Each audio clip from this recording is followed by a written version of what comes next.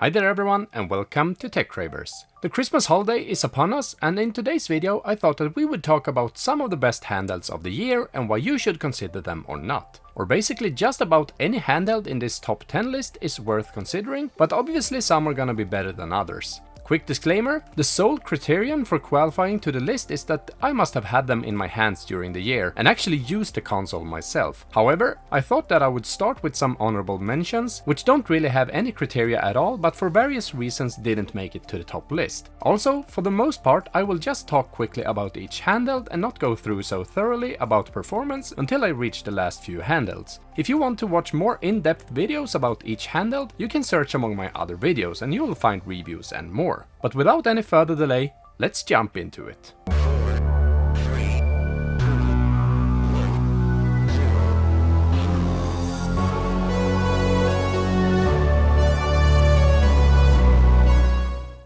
My first honorable mention is the RG35XX from Anbernic. In fact, this is one of the handhelds at my place that have been used the most since it arrived. And that's simply because I gave it to my 7-year-old son and it has been a perfect entry-level handheld for him. And the fact is that this would have been on the list any other day if it wasn't for the fact that an older sibling arrived just in time and took its place instead. But more on that later.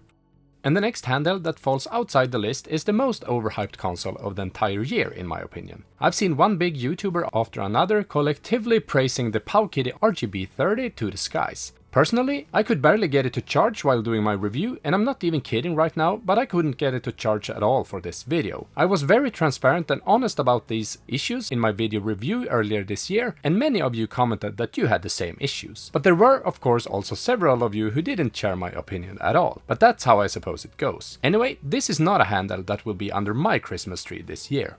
The last handheld that misses the list is perhaps also the most unique in its own way. The RG Nano, also from Anbernic, is unquestionably the most pocketable handheld in this video, as it can easily double as a regular keychain, which Anbernic happens to include in the box when you buy this device. It has a premium metallic case, meaning it can take being tossed in a pocket or a backpack without breaking. Unfortunately, it's also a bit too small to be used in practical manner if you're not a hobbit, and the software is a bit unpolished and hard to learn for a beginner. However, a small nod to Anbernic for daring to be innovative and create something beyond the ordinary.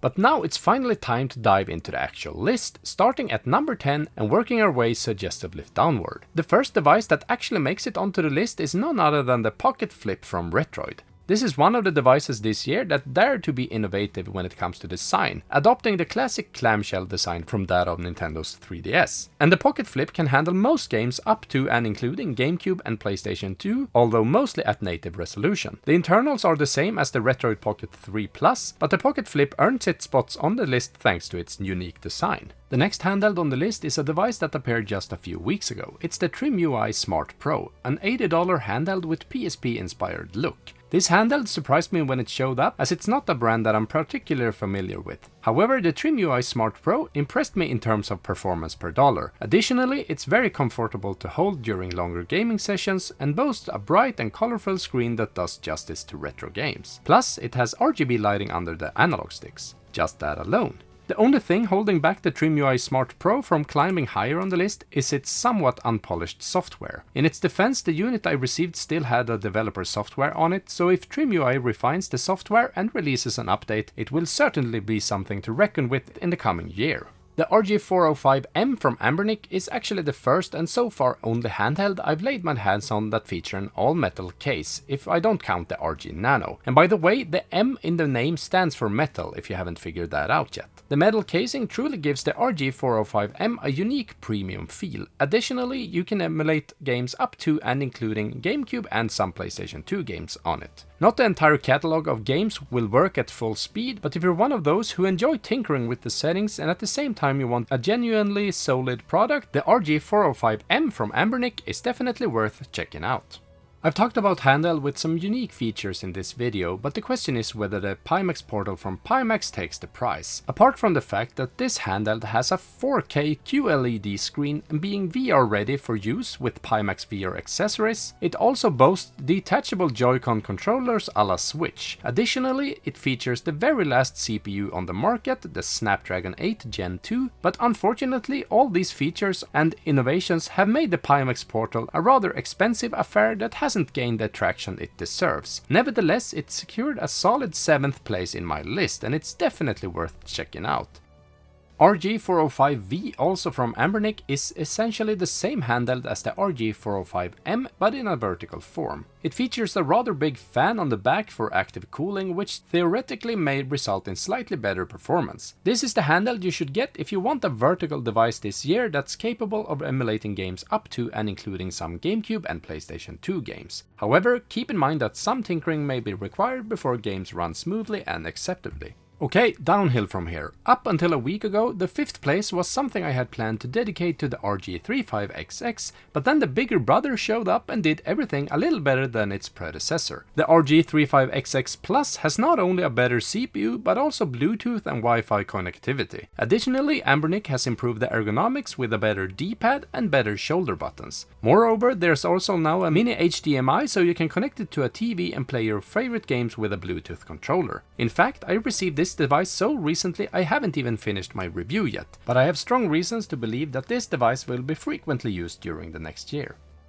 In 4th place we find two handhelds, and the reason is very simple. They are essentially the same handle but with two different sizes. The Myo Mini Plus and Myo Mini are two of the retro gaming community's absolute favorites, and it's easy to understand why. These are two small and compact devices that exude quality and durability. Moreover, they are very easy to get started with, and as long as you don't want to play games newer than the PlayStation, these devices can handle it all at an extremely affordable price. They also have an extremely good size, with the smaller Myo Mini being considered by many as the world's best mini handheld. The only real downside is that the manufacturer releases the mini variant in an extremely limited quantity, which means that you have to be quick every time, or else they are snapped up by scalpers who sell them at inflated prices on eBay instead.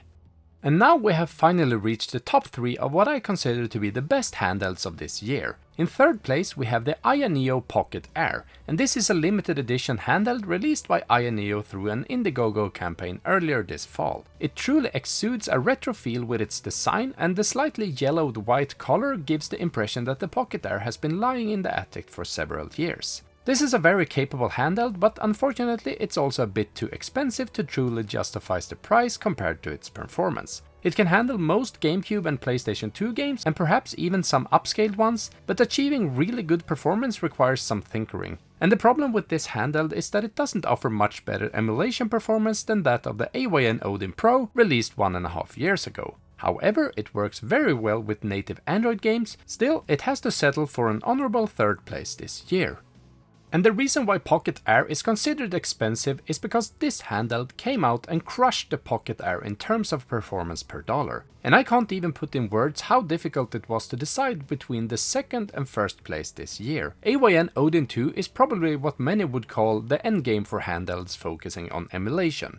No, you can't play PlayStation 3 or Wii U on it, but that's likely more due to software limitations than hardware. It's also unbelievable how AYN can sell this handheld at such an incredibly low price. If you visit AYN's website today, you can still order the Pro model for $369, which is roughly a third of the cost of a flagship mobile phone with Snapdragon 8 Gen 2. AYN Odin 2 can emulate GameCube and PlayStation 2 games upscaled to 1080p without major issues, and you can even play Nintendo Switch games on it. The only problem right now is that the emulator development is lagging behind, but the hardware is undoubtedly already in place. AYN Odin 2 has the potential to become my most used console in 2024.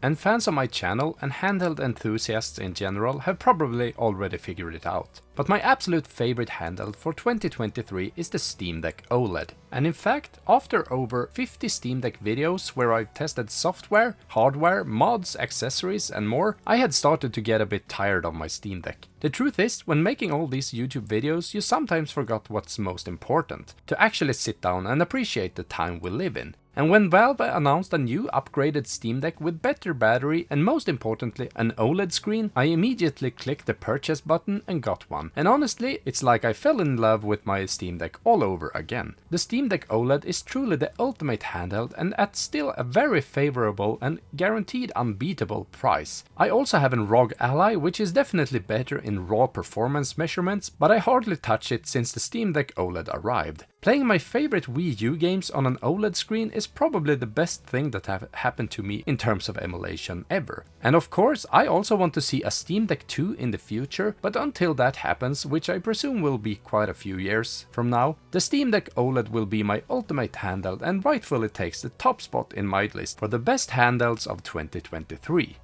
And that's actually it for my video. I really hope that you enjoyed it. Please leave a like if you did, but more importantly, please also leave a comment on which handhelds from this year that you like the most. Have you bought one from this list already, or are you planning to get one? Let me know in a comment down below. Also, don't forget to subscribe to my channel if you haven't already, as I have much more to show you. Happy gaming everyone, TechCravers out.